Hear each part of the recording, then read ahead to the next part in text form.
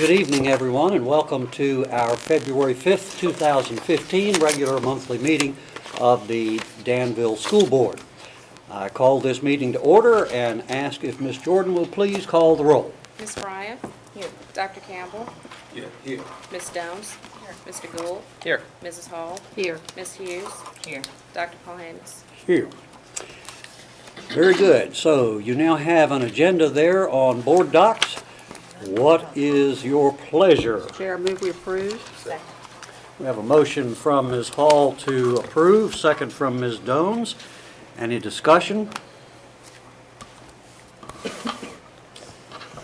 Seeing none, then please call the roll. Ms. Stones? Yes. Ms. Bryant? Yes. Dr. Campbell? Yes. Mrs. Hall? Yes. Ms. Hughes? Yes. Dr. Paul-Hamus? Yes. Mr. Gould? Yes.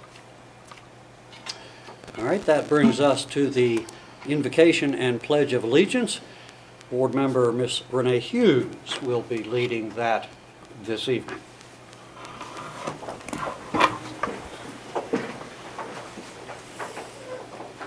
Dear Lord, we're honored to come before you tonight. We ask that you would be with us in this meeting, God. We ask that you would just search our hearts and our minds.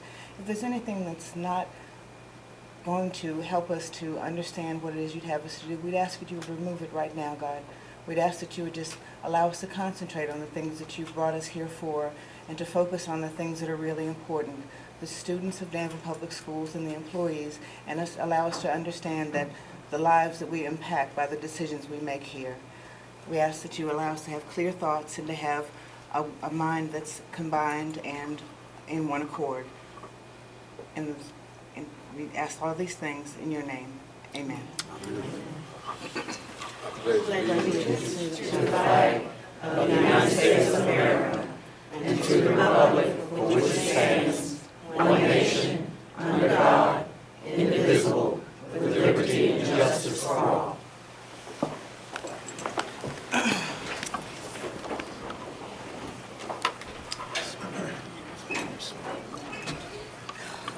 Thank you.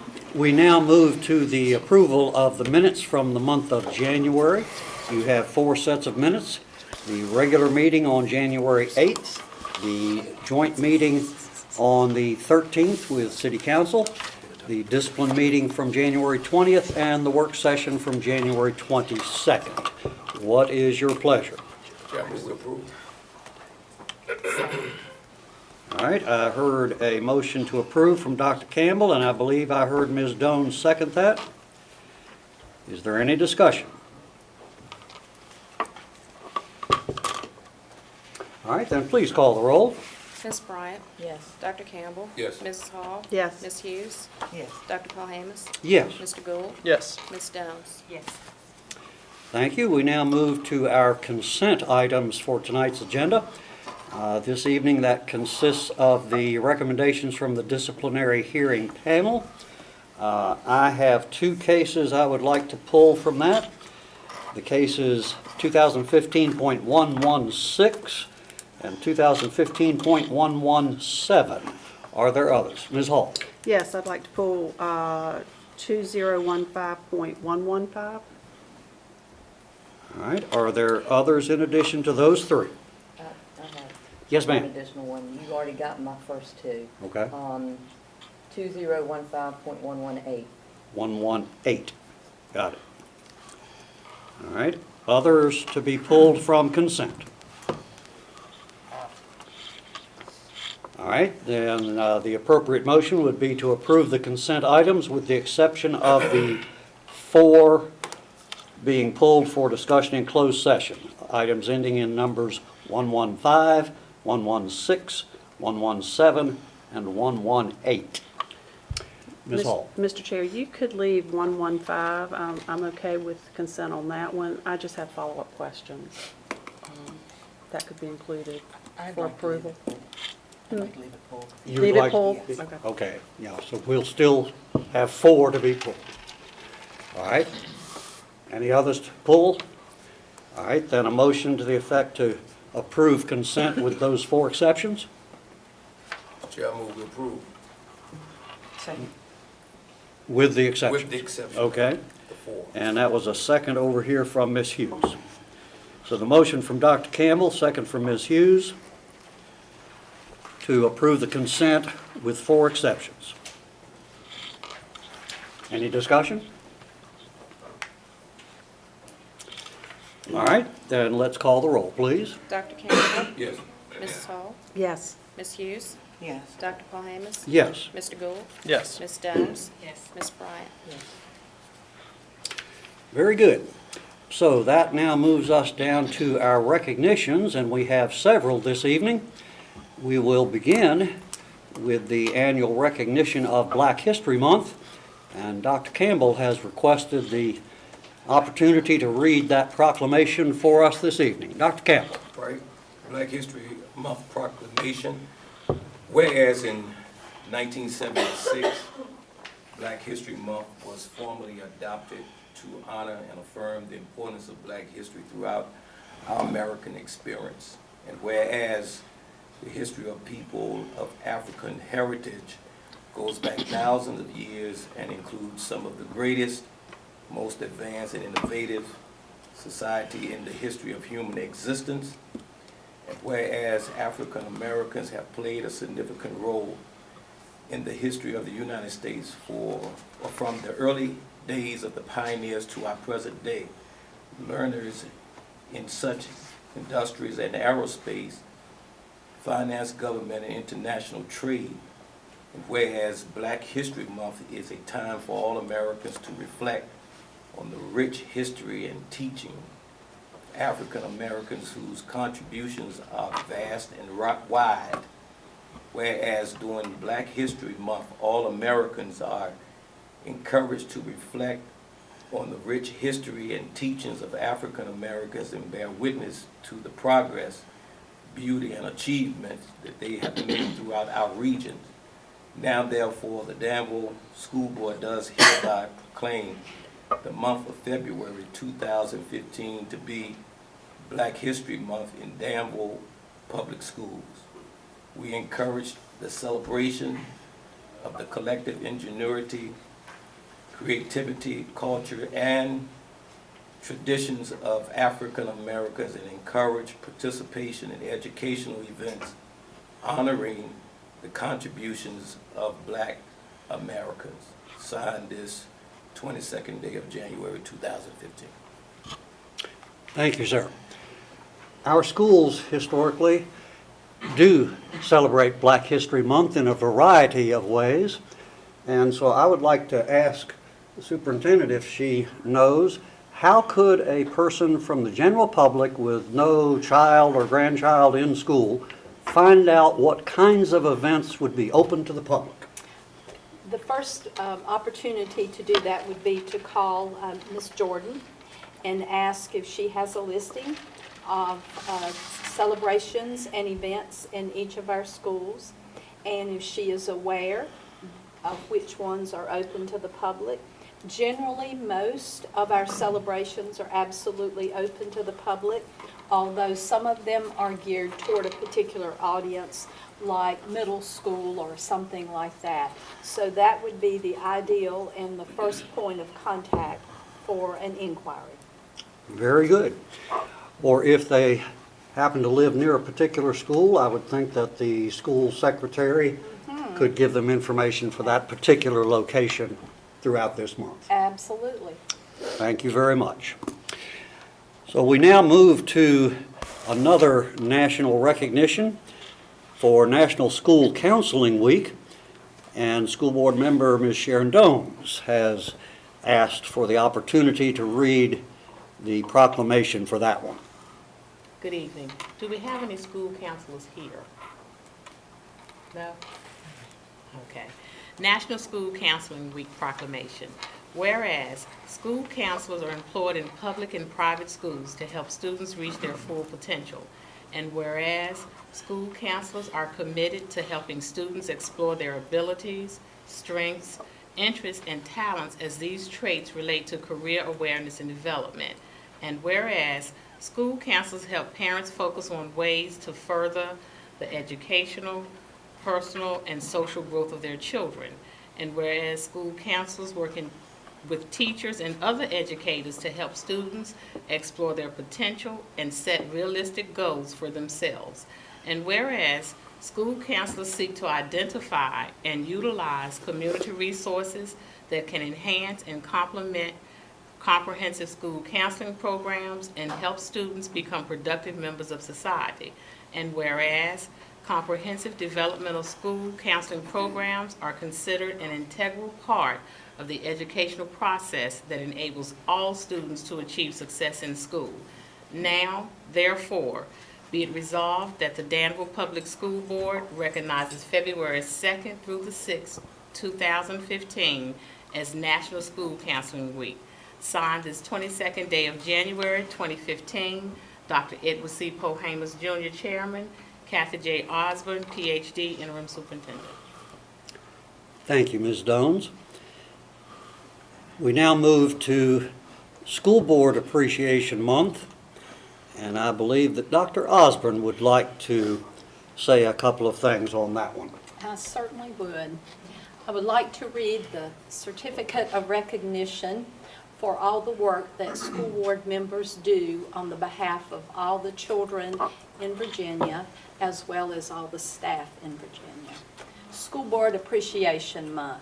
Whereas the education of Virginia's children is the foundation upon which the economic, social, and intellectual strength of our Commonwealth is built, and whereas locally elected and appointed school boards play an important role in a representative democracy, as the decisions of local school boards directly influence instruction in Virginia's public schools, and whereas the leadership of our local school boards affect the development and future of our children and ensures the students are prepared and competitive in a global economy, and whereas local school board members work with parents, businesses, educational professionals, and other community members to create the educational vision for our students, and whereas the Commonwealth of Virginia is proud of its educational system and is appreciative of the efforts of local school board members to make the Virginia public school system a success,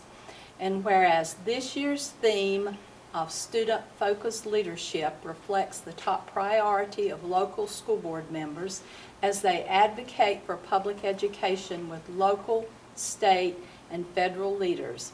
And whereas this month of February is an opportunity to recognize Virginia's school boards for supporting a public school system from which the entire Commonwealth benefits. Now therefore, I, Terrence R. McAuliffe, do hereby recognize February 2015 as School Board Appreciation Month in our Commonwealth of Virginia, and I call this observance to the attention of all of our citizens. I also have a certificate of recognition for each of our school board members that says, in appreciation of your dedication and service to excellence in education on behalf of the students of the Commonwealth of Virginia. School Board Appreciation Month, February 2015. And I do believe that Ms. Jordan has something to say as well. Okay, well, on behalf of Danville Public Schools, we would like to present a token of our appreciation to our board members. And in light of this month being the month of love and appreciation for February, we thought it was appropriate to also show our appreciation with our theme for Valentine's Day. So, on behalf of everyone with Danville Public Schools and our students, we would like to say we appreciate you.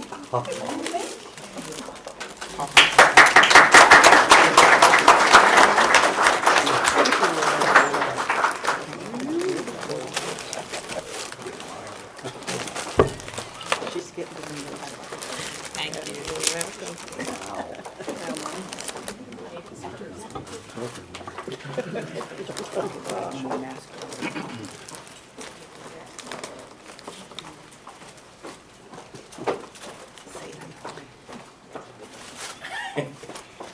Oh, he did?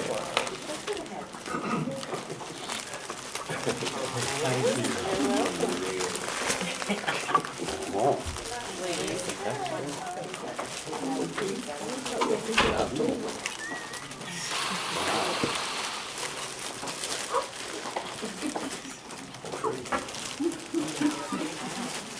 Goodness.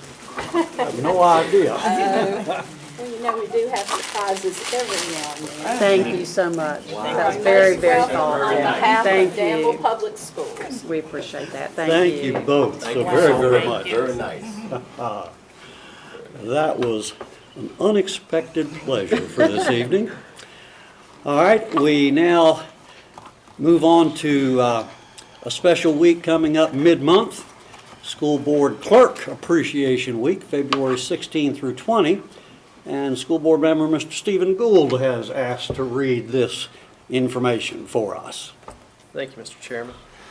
Whereas school board clerks in each locality throughout our great Commonwealth are appointed by law to fulfill their duties and responsibilities, and whereas school board clerks are responsible for keeping accurate records of the meetings and proceedings of the school board, a record of all receipts and disbursements, and a record of all official acts, and whereas school board clerks perform such other duties in connection with the school business of his/her county or city as may be required by the school board, and whereas school board clerks maintain frequent contact with the public, including parents, employees, and the media, on behalf of the school board and superintendent, and whereas school board clerks, in the performance of their duties, are often required to work extra hours attending school board meetings.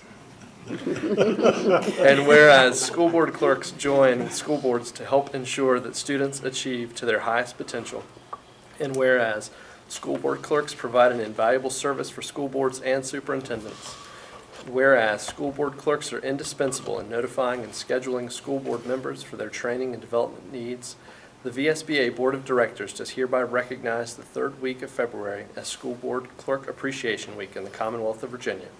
And whereas the Danville School Board joins the VSBA in recognizing the many and varied contributions of school board clerks, now therefore be it resolved that at its meeting on the 22nd day of January 2015, the Danville School Board recognizes the third week of February as School Board Clerk Appreciation Week. Signed, Dr. Edward C. Paul Hamus, Jr., Chairman, and Dr. Kathy J. Osborne, Ph.D., Interim Superintendent. Thank you so much, Mr. Gould. And unfortunately, we weren't thoughtful enough. There's some baskets back Yeah, I'm going to take care of that one. there. But at least what we can do is have our clerk and our deputy clerk stand to be recognized. Please, Ms. Jordan and Mrs. Cassidy.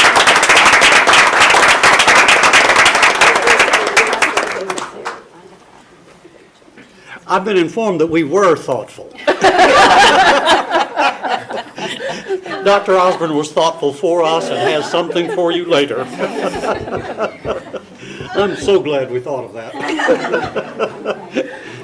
And to the audience, I will say that you will have no idea how many extra hours that these ladies put in to try to keep us straight in what we are supposed to be doing and to keep everything running so smoothly. They are both a joy to work with and very effective in what they do. And we do very much appreciate them, not just that 1 week in mid-February, but throughout the year. Thank you both. All right, the next item in our recognitions is a special recognition for help in time of need. And Mr. Mike Adkins from our Transportation Department is going to start this with an explanation. Thank you, Dr. Polhamus, and good evening, Dr. Osborne and school board members. Each and every year, Danville Public Schools bus drivers conduct emergency evacuation drills with the students on their buses. The drivers instruct the students on what to do and then conduct emergency practice drills at the beginning of each school semester and frequently at other times during the year. The students and the drivers work together to learn proper procedures and methods for quickly and safely exiting the bus, in the event an emergency arises. On the afternoon of January 23rd, 2015, one of our buses experienced the kind of emergency that demonstrated the success of the constant practice of our drivers and students have conducted. A Danville Public Schools bus was leaving one of our middle schools to begin the afternoon route. Without warning, a bracket that secures the fire extinguisher fractured, and the extinguisher tumbled into the door step well. In a very rare event, the safety pin dislodged from the extinguisher handle, allowing the handle to depress. The bus filled with white fire suppressant powder very quickly. Despite the unexpected surprise of the situation, the driver calmly directed the bus to a safe location, called the emergency to the Transportation Services office, and then calmly and professionally evacuated the children from the bus. After the evacuation, the bus driver was assisted by several citizens who were working in business offices nearby. These kind heroes immediately responded and provided a place of warmth and shelter for our students on this cold, damp afternoon. These wonderful folks reassured our students that everything was all right and comforted them until our school administrators arrived on the scene. Tonight, it is my very special privilege to introduce these wonderful individuals who so willingly stepped forward to help our students in this time of need. And as I call their name, I'll ask them to stand, please. From the Nationwide Insurance Office on Riverside Drive, Ms. Rachel Schoonover.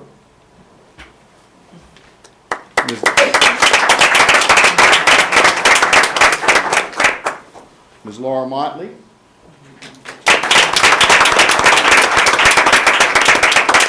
Mrs. Vera Farmer, and I believe she's not with us tonight, is that correct? Okay. And from the team nurse office, also on Riverside Drive, Ms. Angie Moore. Ms. Amy Henderson. Ms. Lakeisha Polk. And Ms. Jasmine Elmore.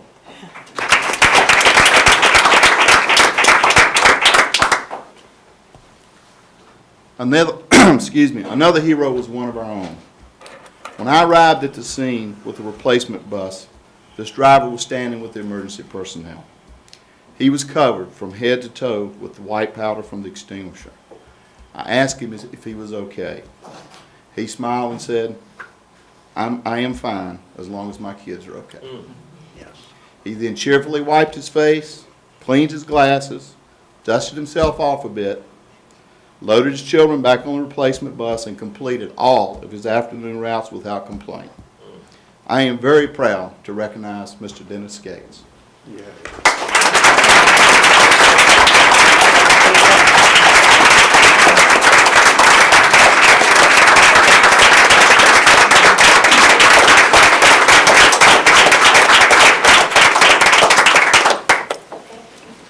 Thank you. Thank you so much, Mr. Adkins. And to our bus driver, wow, you never know when something's going to happen, and thank goodness you had the presence of mind to apply the training and to keep those children safe. It just so happens that afternoon that I was passing that way on Riverside Drive and noticed the bus with the kids standing out there in the very cold drizzle, and I had to be somewhere, so I could not stop right then, but I could tell that he had things under control with the kids. He was talking on his cell phone. I figured he was talking to Dr. Cochran or Mr. Adkins, and by the time I was able to get back to the scene, everything was cleaned up and kids were off on their way, and it was just a marvelous story to hear how you handled things, and then how our business friends right there along Riverside Drive stepped in so quickly and capably to give the children a warm, dry place to wait for the replacement bus. We thank you also very much for displaying some cooperation for the good of the children. Thank you.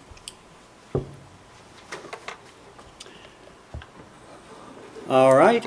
And we have one other very special recognition this evening, and it will be presented by Ms. Stacy Ensminger, our Child Nutrition Director.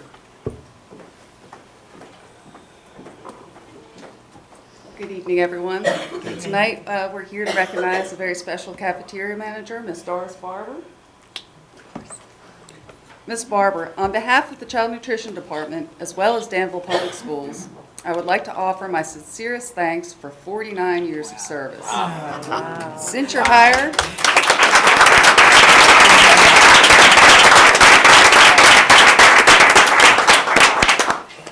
your hire, in 1965, you have shown dedication and commitment to the business of child nutrition and have made countless contributions to the department over your many years of service. Though my time working with you has been relatively brief, I have been awed by your compassionate, giving nature. Whether it's with coworkers or students, you have treated everyone with respect and always kept your cool. You have gone regularly above and beyond, lending support and helping to instill self-respect and good values to those in need. Your history of taking on workers through social services and making them workforce and life-ready is one great example of your altruism. Doris, congratulations on your retirement. May you enjoy the relaxation you so rightfully earned, and may you find new meaning beyond work. You will be missed, so please don't be a stranger. Thank you again for your service, and we wish you all the best.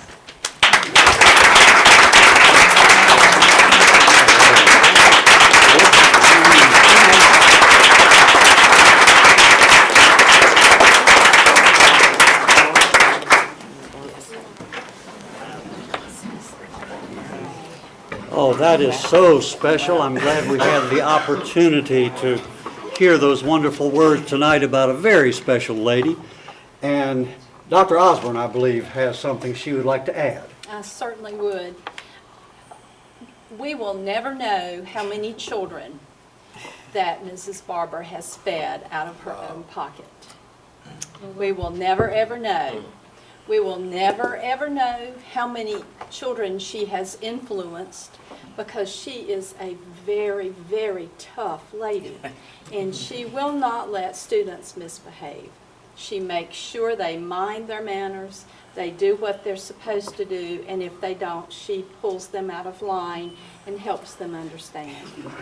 So I wish we had many, many, many, many more Mrs. Barbers who would absolutely stand up and say, no, you won't.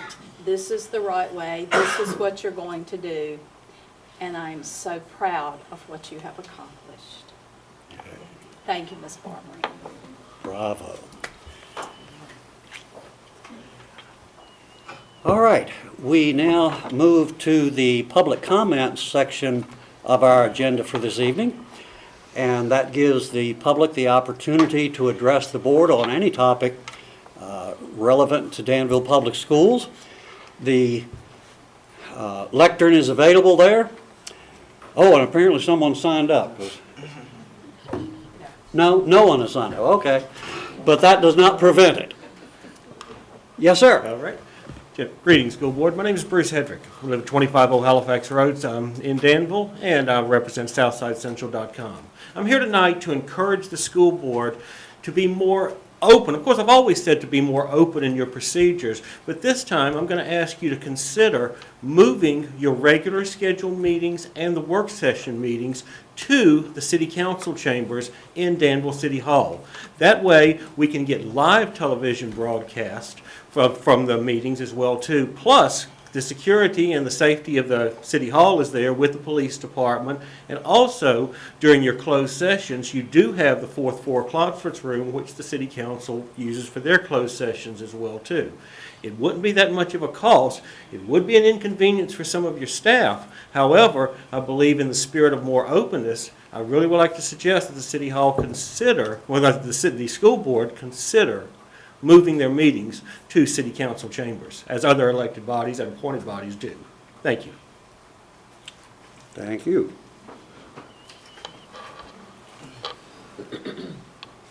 Are there others? Yes, sir. Please come right ahead. Good afternoon, everyone. My name is Jeff Hubbard. I'm here tonight concerned of what's going on at Bonner Middle School. The past 3 nights, I've received calls from the school messenger and concerning the incidences that are going on at Bonner Middle School. Reflect back to the things that happened last year, and I think Bonner tended to try to get a name as being a troubled school, and I don't believe any school is troubled, but I am here because of concerns for the last 3 nights. I think last week we had a call that there was a gun at Westwood Middle School, and then we got a call that there was a gun with, howbeit was it a pellet gun at Bonner Middle School, and then I got a call today that there was a fight, 2 fights actually, in the cafeteria where you had to call your school resource officer, and then other administrators had to get involved. So I'm not here to blame or point fingers or anything like that, but I wanted to express my concern and my alarm at what's going on, because I just don't want to see us go back down that road again this school term at Bonner Middle School, or any school for that matter. And by the way, I am a parent of a student at Bonner, and I'm, not concerned just for him, but for all our students, because at Bonner, at Westwood, at GW, all these schools, because, that is my concern, and I just don't want to see that happen there. And I want to see, I want to call my concern to your attention, and I'm sure you're working on some solution. And I'm here also to volunteer, if it's something I can do as a citizen, as a parent in the school system, I'm here to provide that time to do that. And by the way, I appreciate the things that you all do, the time and the dedication that you do to the school board, because I know you cannot be compensated for the time that you put in, because it goes beyond this meeting here. That's all I have this afternoon. Thank you. Thank you. And I did not catch your name. I'm sorry, it's Jeff Hubbard. Jeff Hubbard. Yes. Thank you so much, Mr. Hubbard, particularly the offer for volunteering. Yes, he's a deacon at my church, so I'm sure you will keep his word. Aha. So you can be our point man on that. Thank you, Dr. Campbell. Dr. Payne, this evening, Mr. Hubbard has also volunteered in other ways, helping with human resources for the interview committees and so forth. Oh. That's why I recognize him. Wonderful. Good man. Very good. Are there other members of the public who would like to speak to the board this evening? Mr. Chairman, I did want to amend my remarks to say I had 2 things. I forgot to bring my notes up here as well, too, on the request for moving to the city council chambers. First thing would also be public restrooms and facilities for the spectators as well, too, and also handicap accessibility. True. Thank you, sir. Very good. Thank you for reminding us of those issues. All right. Any other member of the public to speak to the board this evening? All right, seeing none, I will declare the public comment session to be closed, and we will move on in our agenda. Next item up will be from Administrative Services, Dr. Osborne. Capital projects. We have talked for a good bit of time, probably since 2009, about our lack of capital funding. We have spoken many times with City Council and indicated our desire to be able to move forward with some of our projects.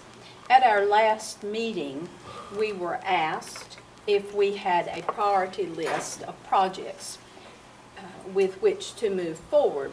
And so tonight I have a listing of 10 for the board for information as we have reviewed our current capital plan as well as some of the needs, and I do emphasize some of the needs based on our facility assessments of all of our schools. I have spoken in this room, I know, more than one time about the need for replacement roof for Schoolfield in Westwood. So you see those are number 1 and 2 on the list. Johnson has 2 fully functioning boilers out of 6. We are doing, as Mr. Ramsey says, okay. And he says it that way. So we need to be able to replace all 6 boilers. They're very, very old boilers. You can't get parts for them anymore. They don't make them anymore. And so we have been cannibalizing the ones that we had to make it work to this date. So we need to replace those boilers. Johnson, everyone knows, is full to capacity. We need classroom addition, handicapped accessibility, new roof on portions of the building. Woodbury Hills needs a replacement roof and some classroom additions. They have mobile units at this point. Grove Park needs a roof replacement. Gibson has a need for classroom additions, an elevator, and to replace their worn and leaking gutters. Bonner needs their restroom partitions, replaced because they're very old and not in as good a shape as they were. Their hydraulic cylinder in their elevator will need replacing in about 18 months. A new carpet for the library, a chiller replacement. Forest Hills needs handicapped accessibility through an elevator to replace the gutters and the front board, the fascia, renew their playground equipment, and paint the entire exterior. It was painted several years ago. It has been power washed once. It needs to be painted again. And then Langston, and this is just a small portion of the needs for Langston, an elevator which was in the plan during the last renovation, but the school division ran out of money, so that was not done at that time. The parking lots need repaving. The covered walkways, the metal covered walkways need replacing. Replace classroom doors. When we walked through Langston with the facility assessment staff, they talked about the doors not being the kind of doors we use in schools now, so needing to replace those. Replace all the stair handrails and guardrails. They are fine now, they meet code, but they're not the kind of guardrails and handrails that are recommended for public schools now. They're all metal and they do rust and they do have to be resoldered, so those need replacing. We do need to renovate some of the really, really old restrooms. They're working okay, but they're not energy efficient. And we need to make all the drinking fountains in the entire school property ADA compliant. Right now, there are all of them, you cannot wheel a wheelchair under. We make arrangements, but it's a make-do at this point, so we need to do those things. These are in staff priority order, and we will be talking about our facility needs when we have our retreat on the 11th. And so I'm providing this to you so you have an opportunity to think about these and we can talk about them and determine which ones we would like, if all, that we would like to recommend to the City Council based on their requests, that we give to them a priority list so that they will be able to consider what they will be able to help us do in the near future. And I'll be glad to answer questions if you have questions. Yes. Thank you, Mr. Chairman. Dr. Osborne, just a couple of quick questions, and really some of these are requests. For our retreat, for the schools where there are multiple capital needs rather than just one, would you be able to kind of further itemize those for us with the cost? How much? Exactly. Because I think particularly when we provide, I'd like to provide that level of detail to council, particularly if they may, if the amount that, assuming there is money, the amount that they might have, if it falls in between two of these numbers, would love to give them a few things in between that they might be able to do. And also, particularly for the classroom additions at Johnson, Gibson, and Woodbury, if you could tell us at the retreat what if those monies were included, were appropriated by council for the 2015-16 budget, if you could give us an idea of what the timeline would look like for construction, for those to be student ready. Be happy to do that. I will tell you, and I'm glad you asked about this, Mr. Gould. These cost figures are absolute estimates. We have not put any of this out to bid to give us firm costs. They're based on a combination of some assessments that our facility assessors did and gave us what they call good faith ballpark based on hourly rates or project rates within the last 18 months when they had done the assessment and they had actually done this kind of work, as well as Mr. Ramsey has gotten some quotes from local community workers, professionals, and businesses of what it might cost. And we do know, based on previous experience, that the more we put together in a project, the cheaper the project ends up being per item because you get economy of scale. And so we will do our very best to break it out in a form that if the desire is to help, but the money is not sufficient for all of our projects, what would be a good number to work from? Yes, certainly. Thank you. Very good. Other questions or comments, Dr. Osborne, on this priority list of capital needs? All right, well, I believe you heard your homework assignment on that, and it is to go through these carefully and see if there might be something missing that you believe is more important than items here, and then to examine the order in which they are listed on the page. That is staff's recommendation of priority, starting at the top and then working down. And so during our retreat, if we see some interest in moving the order around a little bit or adding a new project and deleting something, all of that would be possible next Wednesday at the retreat. Any other questions or comments? All right, then we'll look forward to continuing that discussion next week. Very important things on that list. All right, then the next item on our agenda is the Dan River Year AmeriCorps program, and Ms. Smith is going to introduce this. Good evening. Good evening. Before you, you have a little bit about a letter of agreement between the Institute for Advanced Learning and Research in Danville Public Schools with the Dan River Year AmeriCorps program, and there are two areas for this agreement that the Institute is writing a grant so that our students can participate with this STEM initiative. And the two areas, of course, is the purpose of the agreement is to support our students in the development and to place AmeriCorps members in partner organizations, which will be the Institute, to provide science, technology, engineering, and math support services to K-12 students and adults in an effort to improve outcomes related to two areas of identified focus. And the first area is to improve math literacy, and the other area is to improve the computer digital literacy. The students are actually trained in the Khan Academy, which is the associated with the STEM area in science and technology and math. And the students that are trained in the Khan Academy are under the AmeriCorps program. And to support them, they actually have to give back service, a service delivery option to schools and students in the area of tutorial in the area of math and science and technology.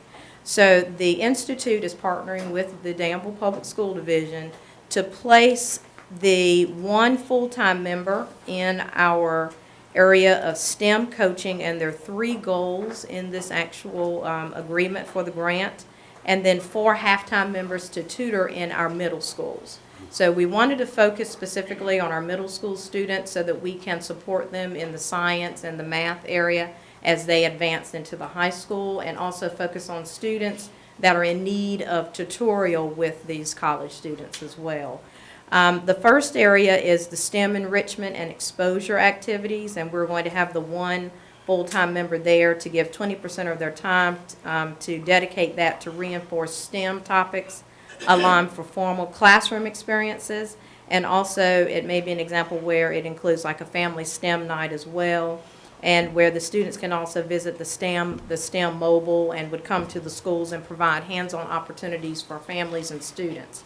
And the volunteers will be recruited through those parent-teacher organizations, and they would help support the events. The second goal is STEM skill development. The one half-time member will be placed at each of the 2 middle schools and also at the 2 high schools, and will support with tutorials and coordinating of tutoring activities for the students. One full-time member will be housed at GW High School as well, so that they can give 50% of their time on tutoring. So we're going to split part of their time with GW and at the middle school. The students will work from the Khan Academy approach to work with them on the modules in the area of mathematics, computer science, and financial literacy. The third area is STEM career coaching, and so they will work with Jackie Roxford in that area. And the halftime members will provide career coaching efforts directed at students who express an interest in the STEM field to help them with the job exploration as well. And that will also help them with providing field trips and internships. And so we wanted to share this with you as they are moving forward, and they have included us in this grant. The grant has not yet been approved. We've got fingers crossed that we will be approved very shortly with this opportunity, and once announced, we will let you know. Okay. Very good. Are there questions for Ms. Smith or comments? I would like to ask, what's the timeline for grant approval? The timeline for grant approval is this year so that they can start either over the summer. We're hoping that we can get them in over the summer for some summer school activities as well. So I'll be working closely with Julie Brown to talk to her about that, and if not before, we hope we can get them in as soon as possible so that we can select the students to start pairing them up with our students. How many students do you think would be impacted by this? If we look at the numbers of students, of course it will be after school and some maybe during school hours as well, because we're running remediation efforts at all of our schools at this time. That's why we're hoping to get them in right before SOL testing and some of our EOCs. I would say approximately close to 100 kids or more will be impacted with that, especially with the amount of time that we can dedicate to our students. And the more time that they give us, the opportunity for them to get support and pay back for their college tuition, they have to give that dedication time here in service in our school division. Well, keep our fingers crossed. Very good. Other questions or comments for Ms. Smith? Well, this does sound exciting, and I hope we'll be hearing very soon a positive word on funding. Thank you.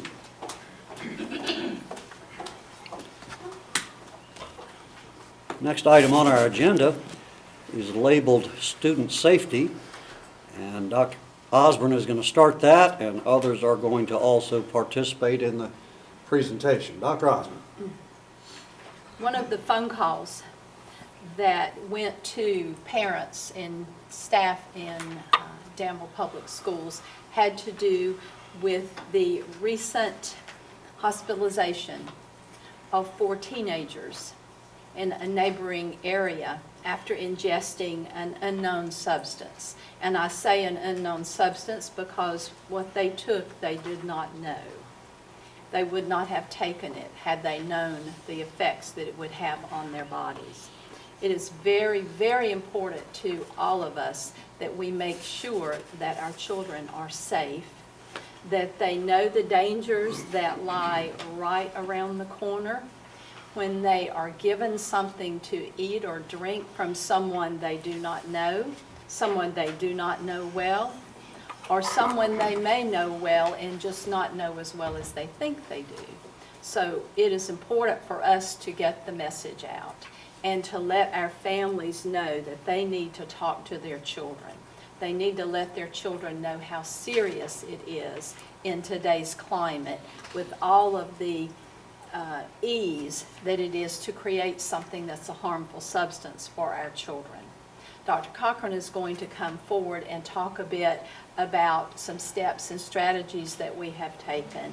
And I will finish by reading the message that went out over the telephone to folks, staff, and students' homes. Thank you. We appreciate this opportunity. In light of the recent reports in the local news about the student hospitalizations, and it's associated with one of the newer synthetic drugs, of course, our concern for the safety of our students, having been shared with the Danville Police Department and Danville Public Schools. As a result of that dialogue, a decision was made to appeal to both current students and to the parents of our current students using our school messenger automated telephone communication tree. And that call went out last night, as Dr. Osborne indicated. We're glad to share this at tonight's school board meeting because it even enlarges the forum that we have to bring to the community awareness of the seriousness of the situation. As Dr. Osborne shares with you the text of last evening's phone message, it is our hope that every community stakeholder will join us in encouraging students not to take any medication or drug unless it is first of all prescribed to them, or also that it is administered by their parent or guardian. In a note, in a note from this morning's newspaper, we were able to learn the identification of the dangerous synthetic drug was a compound named 25I-NBOME. On the streets, this is sometimes called Smiles or N-bomb. It is a Schedule I synthetic drug that was created in 2003. It began to be used as a recreational drug around 2010. And 3 years ago to this month, it first appeared in Richmond, and in a news report by the Richmond NBC affiliate, they reported that in 1 week they saw 5 students taken to the hospital for ingesting this particular compound. Sometimes the drug is substituted in street drug sales for LSD, and this is a frightening substitution for an equivalent amount of 25H-NBOME would prove to be a horrible time and is potentially lethal. The drug is so powerful that 1 grain of the drug may be the difference between life and death. So it is our sincere hope that the community at large joins with us in reminding our children, our young people, of the seriousness of taking a medication that has not been prescribed to them, and one that they do not know what it is they're ingesting. Thank you. Anyone have questions for Dr. Cochran? Thank you for that report. That's very helpful. One of the things that Dr. Cochran did not say is, to date, there are 14 deaths attributed to this substance. 14. And for every 14 that we know about, there are many others that could be that we just don't know about. Ms. Hughes? I think it's important to point out also that it's not just a matter of somebody not taking something that was not prescribed for them, or even something that friends are enjoying. For any handful of people who are ingesting the same chemical, everybody's body's not the same. And for any 5 or 6 people that just get a buzz or get high or whatever, that next person that takes that same substance, they could be the one whose body reacts in a completely different way. And that's an excellent point, Ms. Hughes. And to that, I would add that one of the other difficulties involved with illicit drugs is that there is no quality control. The product that you receive and perhaps, let's say, enjoyed, the next dose of that same drug sold on the street may be 2 or 3 times as strong. So, as you indicated, it's just a very dangerous risk to take. Other questions or comments for Dr. Cochran? Thank you so much. Yes, ma'am. The following text went to parents and staff yesterday at beginning at 6 o'clock. It has come to our attention that some area teenagers may have taken unprescribed chemical or synthetic substances that have resulted in serious emergencies. We are concerned for the safety and welfare of all of our Danville students. Therefore, we are encouraging all students to refrain from taking any unknown substance in any form, especially capsules. We encourage all parents to discuss with their children the dangers of taking any medication, pill, or capsule not prescribed specifically for them and administered by their parent or guardian. In following this circumstance, we are collaborating with the Danville Police Department and monitoring the situation ourselves. Our concern is for the care, welfare, safety, and security of all students. Our goal is safe and drug-free schools for our community. Should you have questions, please feel free to contact Dr. Dave Cochran, Director of Safety and Security for Danville Public Schools at 799-6481. Thank you. Thank you very much. And thank you again, Dr. Cochran, for being right on top of the situation and cooperating with the local police as they struggle to keep up with the things that are out there proving to be so dangerous to our young people all over the area. Any other comments on that? All right, then we shall move along in our agenda. Next, we move to some action items. First one up this evening will be the personnel recommendations, and Ms. Whittle is going to come to the lectern to give us our monthly personnel recommendations. Good evening. The Department of Human Resources has prepared a set of personnel recommendations for your review. This evening you have 2 pages. One contains cases 01 through 08, and the second page is the addendum with cases 09 through 12. Starting tonight, we're putting in your red folder a copy of each employee's letter of resignation so you can see the reasons they have given. With that, if there are no questions, I request your approval.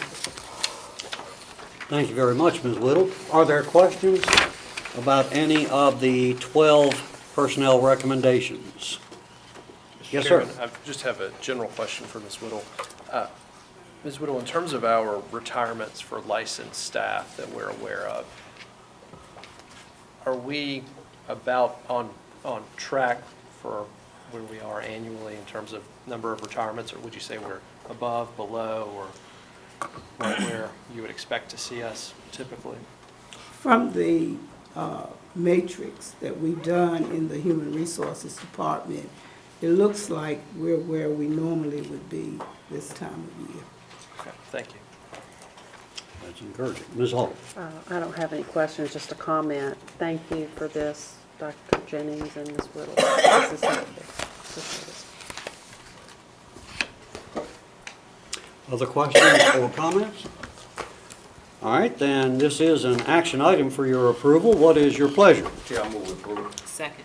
All right, thank you very much. Dr. Campbell has made the motion to approve, and Ms. Dones has seconded that.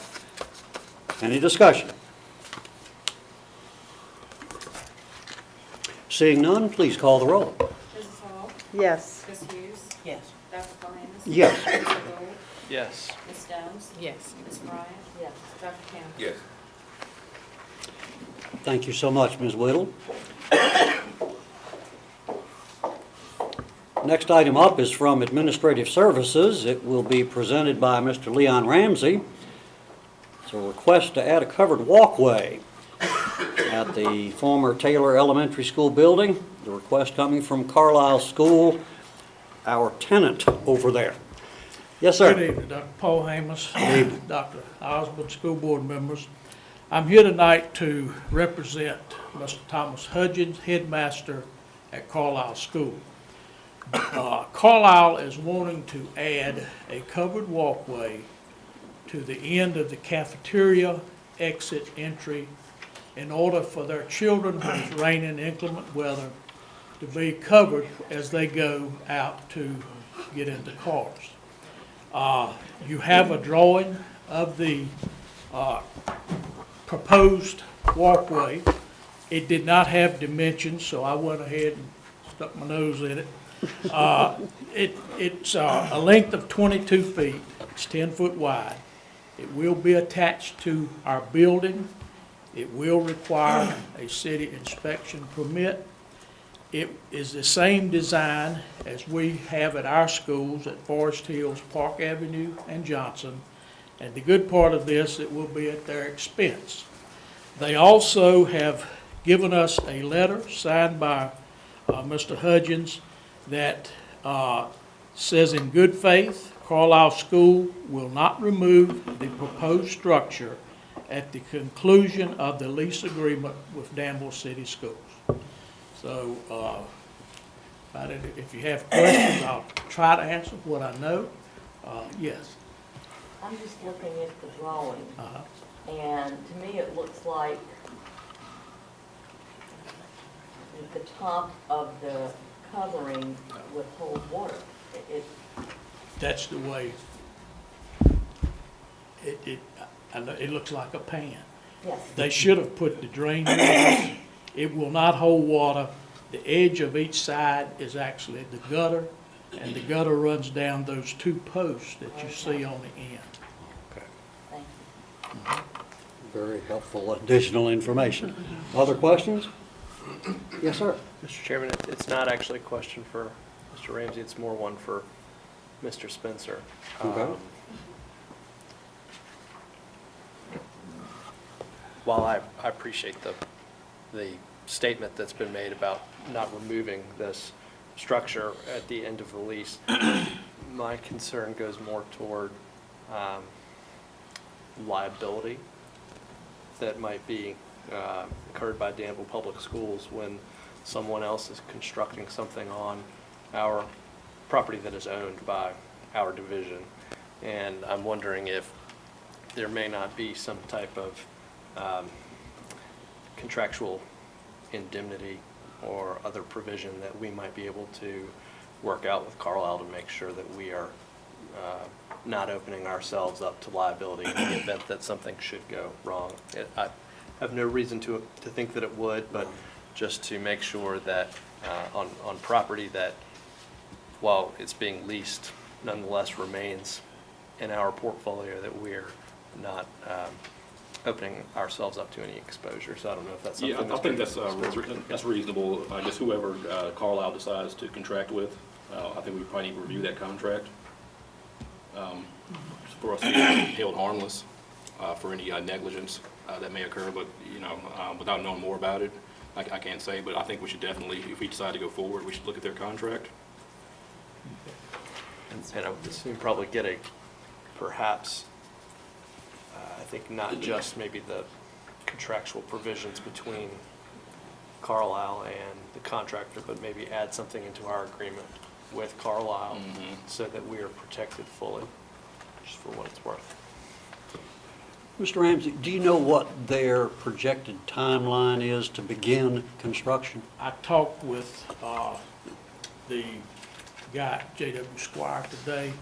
He talks like that he'll be ready to place an order tomorrow if it's approved. All right. What would be the possibility if instead of Carlisle contracting with J.W. Squire for this construction, that we actually do the contracting, where we would have an agreement with Carlisle to reimburse us the final costs? Would that help? Would it make it easier to handle the legal issues if we went that route? Of course, we'd have more control over liability and who's contracting. So I don't know if this is something you want to take action on today. And it would also take away any need for a guarantee about what happens at the end of the lease, because we would have done it to our building. Quite frankly, I don't think they could remove it if they wanted to after doing this. Okay. But I think your solution makes sense. That would make, it would just be a lot clearer and more straightforward that way. And perhaps we should postpone this until the work session or until our next monthly meeting, so that I would assume Carlisle would not have a problem with that, but the time would give us an opportunity to make sure we're all on the same page, to make sure that we're comfortable with any language that may need to be added to agreements. I think that would be helpful. Do you happen to know, Mr. Ramsey, if they solicited bids from more than one company? I do not. because they're not under the same obligations that we are in that respect. Do you have an idea of the ballpark costs? I don't need to know, but relative to whether it would be something we could just, It would probably be something we would have to get quotes on.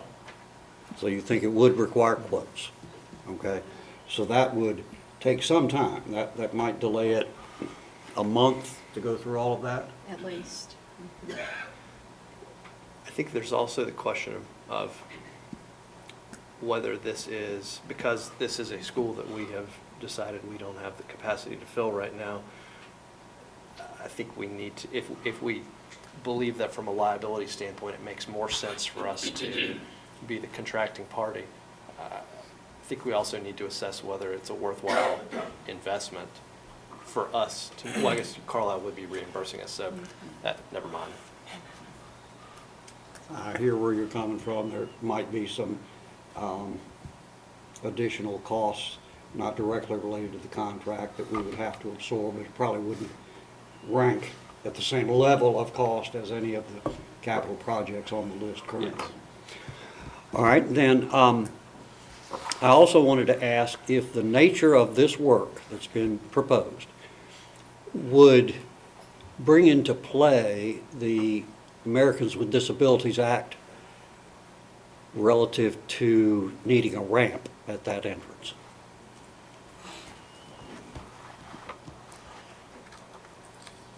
There is a ADA exit at the cafeteria that comes out toward the front of the school on Piney Forest Road. But this covered walk would not cover that walkway. But there is ADA access to that cafeteria area. All right, so from my limited knowledge of the details of ADA, it sounds like it would probably be legal to make an alteration to the non-ADA doorway, provided we still have the ADA compliant doorway for the same part of the building. Correct. So that may not be an issue at all. Okay. Mr. Spencer, do you have any sense of how that would play? I can't say now without looking more into it, but I see the building was probably built before 1990. Oh, yeah. Yeah. Significantly. Yeah, but I'd have to look into it about making alterations to a building that old. Right. Whether we'd have to then add something to be ADA compliant. I mean, I can't say right now. All right. This was on agenda as an action item, but I'm feeling a sense of perhaps we would rather not approve it as presented, that we would like Mr. Ramsey and Dr. Osborne and the others involved to explore a different route, and the other questions that we have raised, get Mr. Spencer involved certainly on those pieces that are potentially legal issues. So would someone like to make a motion to have this on the agenda next week, or do you want to just let that happen? Next week. You mean the work session? At the, I was thinking at the planning retreat. That's quick. I think updated information at that point if the staff has it for us for that meeting, but that seems a little too short a notice. All right, so you're thinking more 2 weeks from now at a Work session or before the next, anything is or the next finalized. regular meeting. All right, and for that, I don't believe there's any need for us to make any motion at all tonight, if that's everyone's understanding, and Dr. Osmond's already jotted a note to make it happen on the agenda. I think we'll be good. Is everyone in agreement with that? Yes. Yes. All right, thank you so much for bringing it to us, Mr. Ramsey, and please assure the folks at Carlisle that we're not trying to put a roadblock on their need. We just have to be very careful that we handle it appropriately. I'm sure he'll understand. Thank you so much. All right. Then the next item up would be our budget development schedule. You have seen this previously, and so Ms. Cassida is stepping there to the lectern to run through it quickly and see if you're ready to approve this so we can move right along. Yes, ma'am. That's correct. I really have no new information. This is the same schedule that was presented to you at your work session in January for communication item, and tonight we bring it to you for action so that we can move forward with the budget process. All right, are there any questions or comments about the items on the list that she or someone else could answer? Yes, sir. I'm quickly becoming a frequent flyer tonight, Mr. Chairman. I apologize. Mr. Cassidy, the House and Senate will report their amendments to the budget this weekend. Is that correct? That's what I understand. Would it be possible to maybe get just a quick 5 or 10 minute summary of what you know at our retreat next week, just to give us kind of a 30,000 foot overview of where things stand to the extent they've changed since the governor's introduced budget? I would be happy to provide that if it's provided to me. It just depends if the legislature does follow their own schedule. And if that information is then translated through the Department of Education back to us in form of numbers, our allocations. Certainly we can give you some, like you say, 30,000 view of what we have, what we're hearing that's been passed and what their versions look like. Yes. So definitely we can provide that. Great, thank you. Very good. Any other questions or comments for Ms. Cassida? All right, this is an action item. What is your pleasure? Mr. Chair, I move we approve. Second. All right, thank you very much. Ms. Hall has made the motion to approve this schedule, and Dr. Campbell provided the second. Any discussion? All right, then Ms. Jordan, please call the roll. Ms. Hughes? Yes. Mrs. Hall? Yes. Dr. Campbell? Yes. Mr. Bryant? Yes. Ms. Downs? Yes. Mr. Gould? Yes. Dr. Cohen? Yes. All right, that is approved. We now move on to the item 12.3, camera upgrades to George Washington High School. And Dr. Cochran is going to come back to the lectern to talk us through this request for action. Thank you, Dr. Clemens. This school year, an application for the Virginia School Security Equipment Grant Program was submitted on behalf of Danville Public Schools prior to the August 1st deadline. There was a $100,000 ceiling on the grants. On September 25th of last year, the governor announced the inclusion of Danville in the awarding of grants. Our request for $99,990, we almost got it all, to upgrade the security camera system at George Washington High School was accepted. This request was required to equal no more than 75% of the funding needs for that project.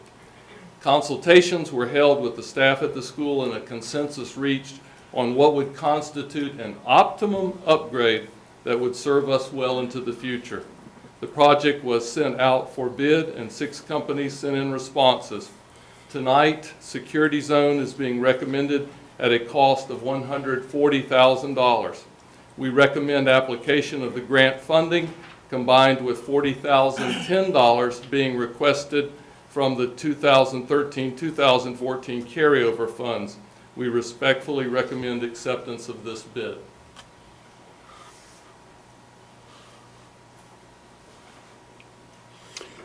All right, you've heard the recommendation. Are there questions before we put a motion on the floor? Yes. I just wondered, I'm looking at the bid quotes going all over the place and the days to complete going all over the place, from 25 days to 150 days. Was there a rationale in the choice that you made based on the days to complete and or the amount? I mean. Okay, may I start with the days to complete first? Sure. Perhaps Security Zone, as you recall, did the project at Bonner Middle School. And they have experience working around such things as SOL testing. Now at George Washington High School, there will be 2 SOS test administrations during this period, one in the spring and one in the summer. They also recognize, because of their work in public school, that they will need adequate time to do a good job, but cannot interrupt the instructional process in the school.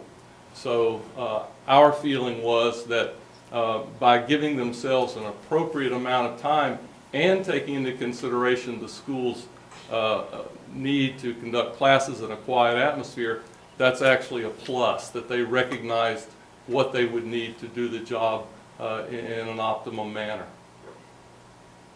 And then your second question was related to cost. Well, I can tell you that Mr. Ramsey had a bid meeting. He explained explicitly what we were looking for and the requirements that would be necessary to place in their bid proposal. And so their way of addressing these would have been different, and some of their cost estimates would have been different. But all of the companies that you see under which the word yes appears as bidded as specified would have understood Mr. Ramsey's instructions and followed those. Let me just say that I'm glad that the cost from security zone is way less than some of the others I'm looking at, and that you explained to me they did Bonner and were very familiar with working through the school schedule, which explains the longer amount of time. So thank you. Mm-hmm. Good information. Other questions or comments? Mr. Gould. Dr. Cochran, this is not a question specific to the GW system, but just these systems in general. Do we have an idea at this point of what the refresh rate is that we'll expect on security systems? I know that organizations have refresh schedules for PCs, servers. Do we know what, how long what the lifespan of a security system like this might be? Well, this one that we have currently was placed in 2006. So we have 8 years of hard service with it. That is a good, guideline for what we have. The other thing about this is, in my language, I said we had now the consultation with the staff, and we looked at putting in an optimum system. In 2006, we did not have the level of experience with camera systems that we have today, as well as having better equipment today. The digital clarity and quality, the largeness of the monitors, all of these things have improved tremendously. As to lifespan of technology, we do know that it is reasonable to assume that we will have to replace or repair some of those things across the years. But I don't see any reason why we won't get at least as many years as we have out of the current system, and perhaps beyond. Wonderful. Thank you very much. Yes, Ms. Hall. Dr. Cochran, could you refresh my memory? Where are we with cameras at Westwood? We don't have them there yet, right? We do have them. But not... That, in my opinion, and this is just an opinion, they may be in the pipeline for consideration in an upcoming refreshment. But we have now done Bonner. This is looking at doing GW. They would be a logical next consideration. But they have a camera system and it works. Thank you. Other questions or comments? All right, this is an action item. What is your pleasure? Chairman will approve. Second. We have a motion from Dr. Campbell to approve, second from Mr. Gould. Any discussion? All right, then please call the roll. Ms. Downs? Yes. Mr. Gould? Yes. Ms. Bryant? Yes. Dr. Campbell? Yes. Mrs. Hall? Yes. Ms. Hughes? Yes. Dr. Paulinus? Yes. Thank you very much, Dr. Cochran. That's good information and a great project. Eager to see it move on. All right, let's see what else we have here. Well, unless I am misreading something, it looks to me like we're ready to go around the table. Am I missing something? No. All right, then we shall, as is our custom, start with Mr. Spencer. I don't have any comments. Okay, and then we will move to Dr. Osborne. I do. I just want to say how much I always appreciate the recognitions that we do. I know sometimes we hear in our news and see things that are not complimentary of public education, but if you come to our meetings, you will see month after month after month recognition of people who are doing absolutely outstanding things for our children. If it's our nurses who care for our unwell children and sometimes our unwell staff, or if it's recognizing a cafeteria manager or a school psychologist or a teacher or a principal or a central office staff person who makes a difference in the lives of the children in this community. It's just good, and I hope we never go away from recognitions. Thank you. Thank you. Mrs. Hall. I get to go first. I concur with all that Dr. Osborne said. I also want to thank Forest Hills. Mr. Gould and I had the pleasure of judging the science fair last week.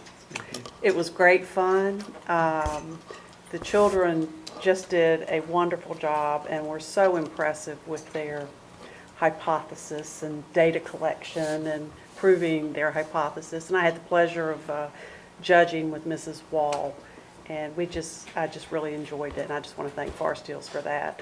And also all of our recognitions. Thank you, our counselors, our school board clerks. We appreciate you so much. Gosh, there was so much tonight that so I'm sure other board members will have comments that I can follow up on, but I think that's all for tonight. Thank you. Ms. Bryant. I think all of the recognitions are wonderful also. I still consider myself to be part of DPS, not on this side of the table, but on that. And it's nice to see colleagues recognized for all that they do, and I sure do appreciate it. I like it when we recognize our students too, so I'm excited that the art exhibit, for April is coming up, so that's really nice too. Just want to thank everybody for all that they do, because it's all essential. There's nobody we can do without to do all that we do in Danville City Schools, so thank you very much. Mr. Gould. I want to echo Ms. Hall's comments about the science fair at Forest Hills. It was really a great afternoon, and it was also wonderful to see how many members of our community came to serve as judges that afternoon. We literally had a cafeteria full of not just DPS staff, including Ms. Agner from Gibson, Ms. Wall from Bonner, but parents and spouses of faculty who came and gave freely of their time that afternoon. I want to piggyback on something Ms. Bryant just said, recognizing students. And for those who read the Danville Register and Bee on Monday, we had 2 of our students on the front page for their participation in a fundraiser that God Storehouse is doing. The art students and faculty at GW have really jumped in with both feet and prepared handmade bowls that are going to be used for a soup fundraiser at God Storehouse. And it's just heartwarming to see them be recognized. But honestly, for every story like this that's in the paper, there are scores and scores of commitments like this made by our staff and students every day that go unrecognized, and we are truly lucky. Last thing I want to mention is Saturday, February the 21st, I'll be having office hours from 9 to 11 in the genealogy room of the Danville Public Library, and anybody who wants to come by, I'd love to see you. Thanks so much for coming tonight. Dr. Campbell. I want to thank Dr. Osborne, and I guess Liz would be included for the basket. Liz. I Yes. think this is the first year we've ever received, since I've been on the board, something with class. Normally it's something like a paper, but you all just went to another level this year, so thank you so much. It's nice to be appreciated. It really is. You can say all day long how much you appreciate, but when it's shown, So thank you for that. It means a lot. Other than that, I'd just like to dovetail on, what our kids have been taking in reference to these drugs. A parent should not have to bury a child. And I hope that, as we've seen tonight, one individual, Mr. Hubbard, who came and said he would volunteer his service, I hope that community would galvanize together, churches, organizations, to inform our children that this is not an acceptable thing that you should do.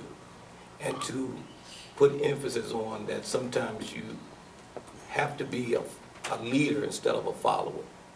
And every board member, I do not need to ask, it really hurts us to hear that kind of information to come from our iPad or cell phone that a child is in the hospital, a child has died from using some type of drug.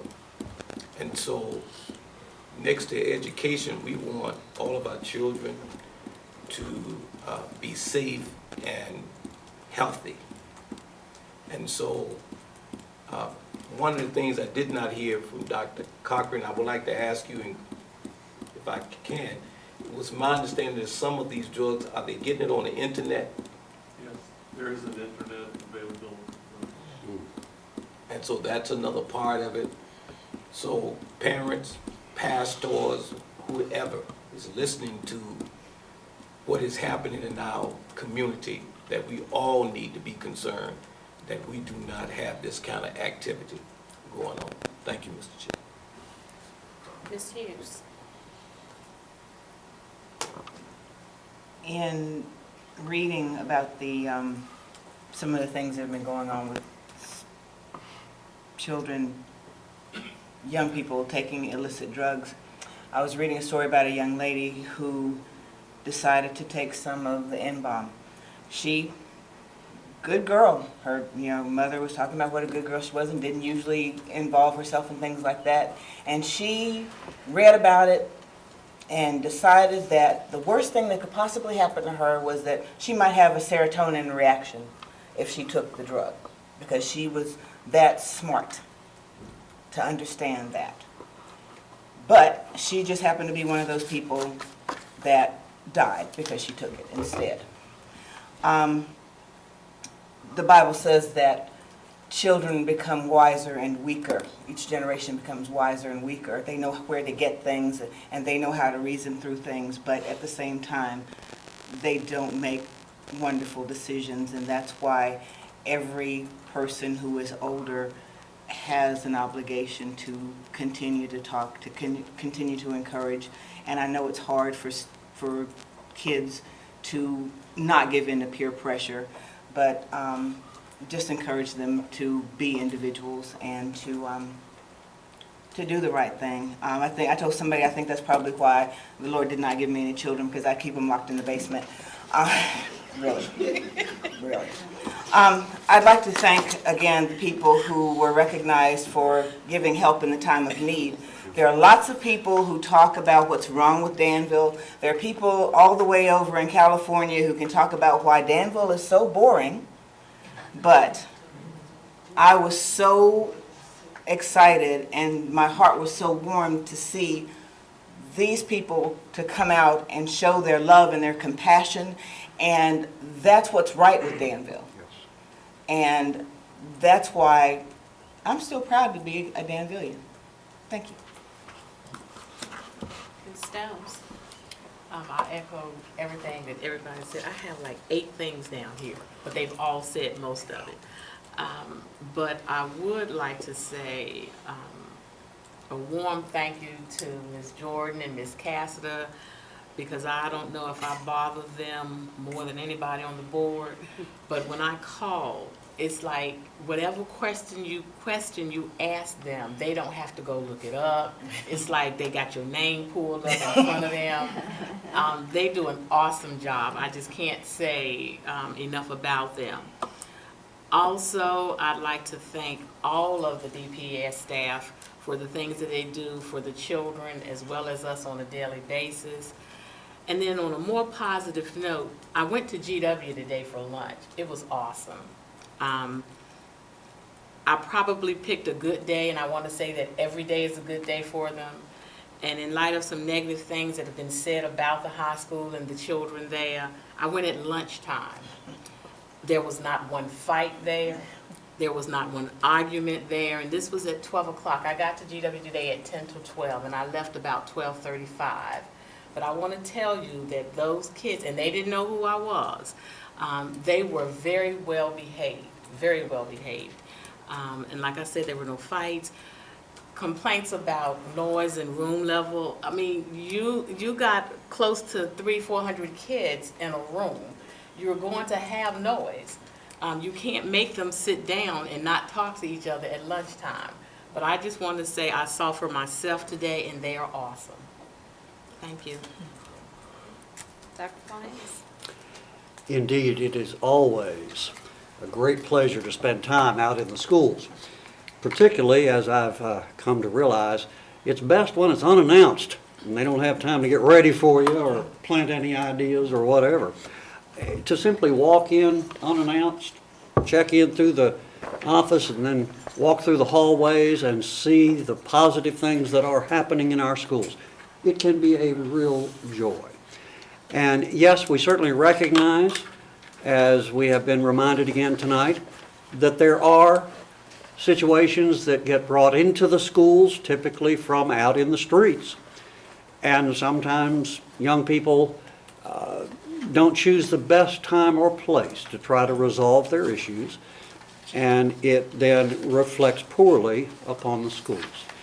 We are working constantly, the staff, to provide everything we can to minimize these kinds of disruptive activities. We are more than thrilled to have positive adults in the community who will volunteer to provide some extra help in the schools. We are definitely going to find something for you, Mr. Hubbard. I guarantee it. And we would appeal to anyone watching this on videotape. If you are interested in helping to provide some guidance to young people, we will gladly find a good fit for you within Danville Public Schools. And the final thing I want to say tonight is on a more personal note. After the events from last weekend started hitting the papers early in the week, I really began to stop and think about my own granddaughter, who is now a bubbly first grader. And how do you explain to a 7-year-old child that a person offering you candy or gum or a special drink can't always be trusted? And so I've talked with my wife some about this dilemma that we face. I've talked with the little girl's mother, and we're still not sure exactly how to handle all of it. And I may want to touch base with some of our professionals here in Danville Public Schools to get their advice, because the way you handle it with different ages of children needs to differ. What you say to a 7-year-old would be very different from what you say to a 17-year-old. But something needs to be said to every young people in this community. I said that wrong. Every young person in this community. There should be no doubt in their minds that there are evil people in this world who will take joy at causing harm. And they'll do it through innocuous appearing methods. So we're going to have to make sure that our young people all understand that they've got to think twice. They got to think a third time, maybe a fourth time, before they accept anything from anyone when they're not absolutely certain of its source. And that's a tough message for a 7-year-old And it can be a very tough message for a 17-year-old who's right on the cusp of adulthood, and they're trying out their wings, they want to be independent, and we're thinking, oh, there's so much that can go wrong. So, I don't want to end on a negative note, so I will again thank everyone who was recognized tonight, including my colleagues up here around the board table, and our two wonderful clerks, and the bus driver. That was super. And everyone who helped with that unusual incident. And to those of you from the public who have no direct connection with the schools and come out to the meetings anyway, thank you. Thank you for caring. Let us know what we can be doing better. Thank you all. I move that this meeting of the school board of the city of Danville be recessed for 10 minutes. Second.